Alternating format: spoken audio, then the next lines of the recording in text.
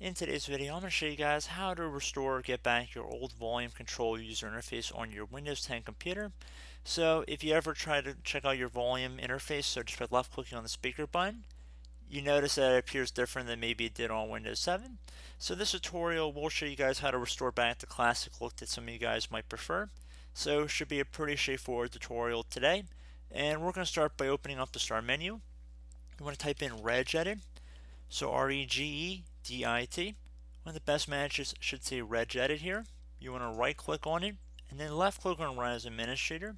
If you receive a user account control window, you want to select yes.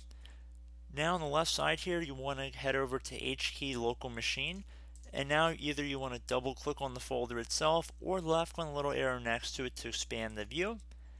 And now you want to do the same thing for the software folder, and now the same thing for the Microsoft folder.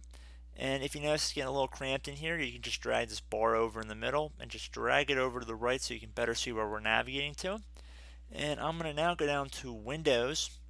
And if you're getting lost, you can also look at the path up here. That might be able to help some of you guys out. So now I'm going to be looking for a folder that says Windows NT. I'm going to expand this one as well. Now there's a folder that says current version. I'm going to expand that one. Now I'm going to go down and just left click on current version here.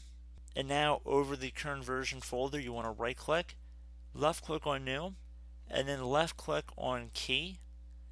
So now you want to name this key. It's very important. You want to type in MTCUVC. So again, MTCUVC. Then you want to hit enter on your keyboard. Once you've done that, now you want to right click on this newly created subfolder or subkey in here. And then you want to left click on new, left click on dword 32-bit value. Now you want to name it enable MTC. Notice the spelling here and how I have the M as capital, so MTC. And then you want to type in U, the capital U, lowercase VC. So it should say enable MTC UVC. And the enable, the E in enable is capital, the M in MTC is capital, and the U in UVC is capital. Once you have it how it appears on my screen, you want to hit enter to save that change. And now you want to right click on this entry, left click on modified. Now where it says edit dword 32-bit value, and that's what it should say at this point, you want to make sure the value is set to 0. And once it is set to 0, you want to press OK. And now once you've done that, if we head over to the volume icon down here, you can see we've gone back the old Mixer logo.